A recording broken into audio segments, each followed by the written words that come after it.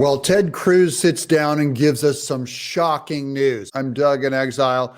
Thank you guys for watching. Thanks for subscribing. First, let me know what you guys think. What would Michelle be our first what president?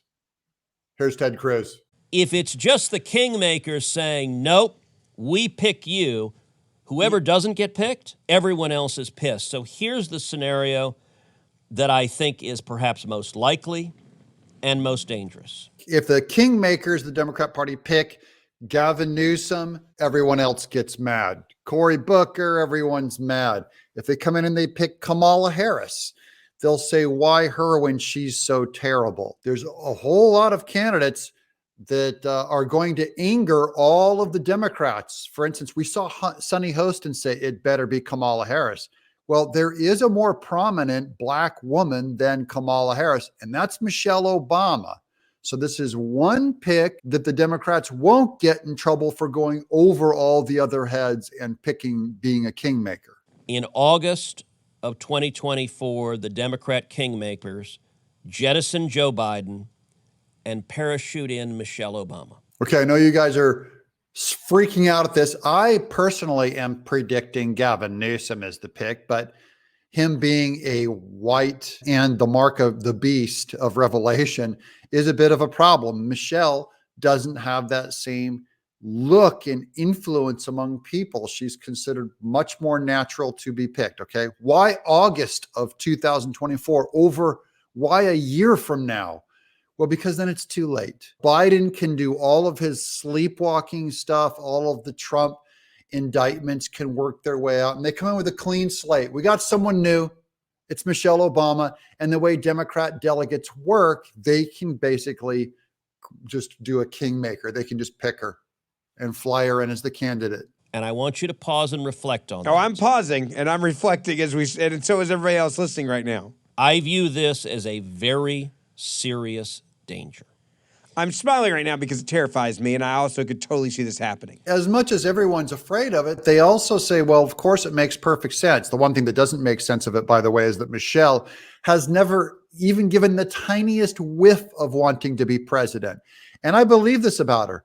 I really believe she's, I don't know about lazy, but just relaxed. I don't think she wants to do that terrible, awful job, but I think she might just stand up and have to do it for her husband. So Michelle Obama, number one, you don't infuriate African-American women, which is a critical part of the constituency that Democrats are relying on to win. But number two, you avoid the problem. If you pick from any of the four, the other three are pissed because they're all, to some extent, peers, they're rivals, they're all jabbing knives at each other. Michelle Obama, because she was first lady, has the ability to kind of parachute in above all four and say, hey, we're not picking among any of you. You guys can all fight it out next time. You're all going to be on the same level. We're coming. This is the Obamas saving the day. And I think in terms of a solution that unifies Democrats, there ain't nothing like that. Okay, that makes this the most dangerous because it unifies the most Democrats. The problem is I haven't seen one sign from Michelle that this is what she wants to do. I also think Michelle is not all that eager to run for president, but to parachute in August of 24, a couple of months before the presidency, and suddenly wake up and be president. Not a bad gig. It's not a bad gig at all. Now, would she do it? I don't know. So even Ted Cruz is acknowledging what we've all seen pretty much publicly. This woman does not want to be president. The question is, how serious of a leftist is she? Because if she senses that call of duty, that is the kind of thing that activists, we respond to. It's like, look, I'm needed. I have to go answer this call. She is going to do it. She has to go in and answer this call. Now I'm more open to Michelle than before, but I still don't think even she realizes she's going to run yet. I've met Michelle, but I don't know her personally in any meaningful way. I don't know if she would do it. I do think Barack Obama is already running the Biden administration. I think he is already the puppet master behind this Biden White House. I don't think Joe Biden is the decision maker.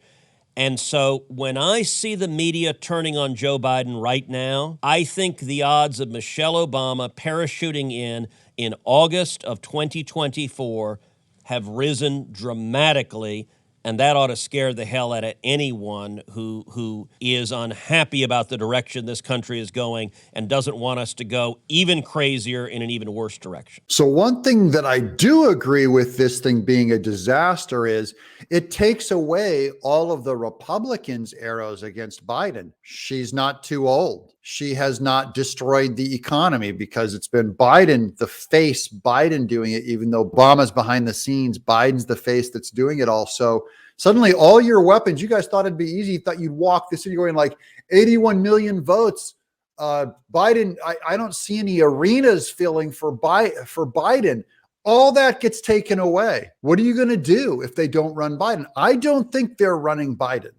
So all of the attacks that we come up with all the way through August of 2024, August of next year, get canceled out. Okay. They're taken away from you. They bring in Michelle Obama and it's a whole new game, even if it's against Trump. But you guys tell me down in the description down below in the comments, do you believe in this transition from Michelle, the first lady, to becoming the president? Do you think they might pull that one over on the American people? What else are they pulling over on the American people? I'm Doug in Exile.